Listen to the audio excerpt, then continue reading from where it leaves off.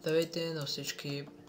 Така, днес започвам нова поредица с Visual Basic. Ще правя програми, вие в замяна ще правите друго.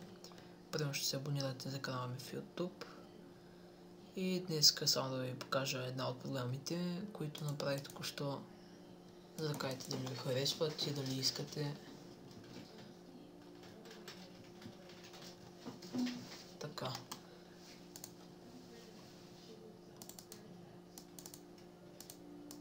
Ето браузъра. Това е web браузър на обикновен. Може да си изберете какъвто пожелаете дизайн или бутони, в какъв цвят поискате.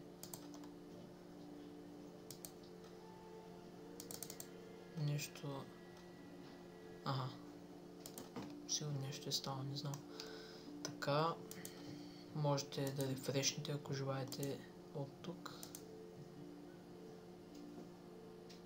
Можете да рефрешите и да дадете стоп.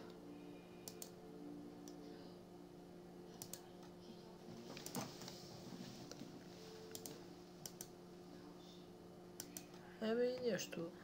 Стопа се работи да иначе. Това е началната страница. VBox 7 профил. Това ще е вашата реклама тук. Аз ще сложа вашия линк. Тук отваря Facebook. Също мога да ви сложа линк. YouTube също мога. И VGames, VMusic и VCards. Ама това в VCards там няма за регистрация. Там е по-различно, там е с имейл. Директно правиш картишката и изпращаш. И така, да, това е браузъра, който направих преди малко. Ако искате да добавите нещо, просто ми кажете, аз ще го добавя. Контролирам браузъра от тук.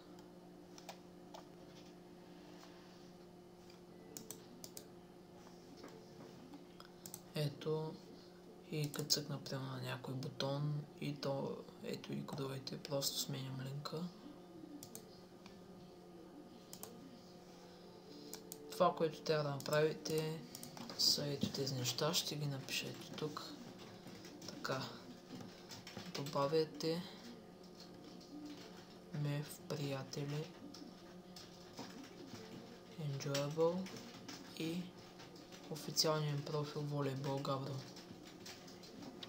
Абонирате се за мен в YouTube. Сега ще оставя профил ми, всъщност директно ще го напиша. Това ми е профил в YouTube. Следващото нещо, харесвате, добавяте любими и споделяте в Facebook клипа.